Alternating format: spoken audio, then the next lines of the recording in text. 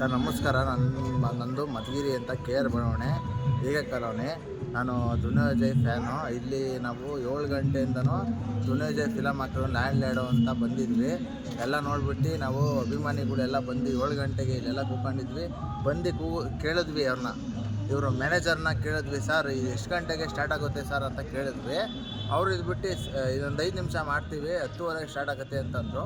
ತಿರ್ಗಿ ಆಯಿತು ಬಿಡು ಅಂತೇಳ್ಬಿಟ್ಟು ನಾವು 10 ಗಂಟೆಗೆ ಬಂದ್ವಿ. 10 ಗಂಟೆಗೆ ಬಂದು ಕೇಳಿದ್ವಿ, ಸರ್ ತಿರ್ಗಿ 10 ಗಂಟೆ ಆಯ್ತಲ್ಲ ಸರ್, ಎಷ್ಟು ಗಂಟೆಗೆ ಸ್ಟಾರ್ಟ್ ಮಾಡ್ತೀರಾ ಸರ್? 5 ನಿಮಿಷ, ಇನ್ನೊಂದು 5 ನಿಮಿಷ ಮಾಡ್ತೀವಿ ಅಂತಂದರು. ಮಾಡಿದ್ವಿ. ಅಭಿಮಾನಿಗಳು ಬೇರೆ ಊರಿಂದ ಬಂದಿರ್ತಾರೆ ಸರ್. ಮಧುಗಿರಿಗೆ ಈ ಥರ ಆಗಿರೋದು, ಯಾವ ಕಡೆನೂ ಈ ಥರ ಆಗಿಲ್ಲ. ಮಧುಗಿರಿ ಬೆಂಗಳೂರಾಗೆಲ್ಲ ಸ್ಟಾರ್ಟ್ ಆಗಿದೆ, ಎಲ್ಲ ಕಡೆ ಇದಾಗಿದೆ. ಯಾವ ಥರನೂ ಇದು ಪ್ರತಿ ಸಲಿನೂ ಈ ಥರ ಆಗಿಲ್ಲ.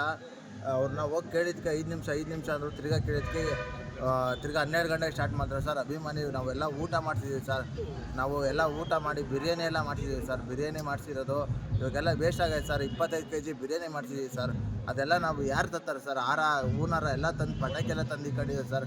ಅವ್ರು ಯಾಕೆ ಸರ್ ನಮಗೆ ಅಭಿಮಾನಿಗಳಿಗೆ ಅವಕಾಶ ಯಾಕೆ ಕೊಟ್ಟಿಲ್ಲ? ದಬ್ಬಾಳಿಕೆ ಮಾಡ್ತಾವ್ರೆ ಟ್ಯಾಗಿಸರು. ಅವಕಾಶ ಯಾಕೆ ಕೊಟ್ಟಿಲ್ಲ? ಇದೇ ರೀತಿ ಆಯ್ತು ಅಂದರೆ ನಾವು ಸುಮ್ಮನೆ ಇರೋದಿಲ್ಲ. ಏನಕ್ಕೆ ಸರ್ ನಾವು ಇಷ್ಟೊಂದು ಬಂಡವಾಳ ಹಾಕಿ ಪಟಾಕಿ ಎಲ್ಲ ತಂದಿರೋದು? ನಾವು ದುನಿಯಾ ವಿಜಯ್ ಸರ್ದು ಅಷ್ಟೊಂದು ಅವಮಾನನಾ ಫಿಲಮು?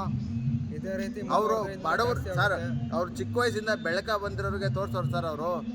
ಅವರು ಏನು ಗೊತ್ತಾ ಸರ್, ಅವರು ಅಂದರೆ ಅಭಿಮಾನಿಗಳ್ನ ಬೆಳೆಸ್ತಾರೆ ಸರ್. ಅವರು ಅಭಿಮಾನಿ ಮೊನ್ನೆ ಬರ್ತಡೇ ಸರ್ ಅವ್ರದ್ದು, ಎಷ್ಟು ಜನ ಹೋಗಿರೋ ಸರ್, ಅಷ್ಟು ಜನಕ್ಕೂ ಊಟ ತಿನ್ಸೋರು ಸರ್.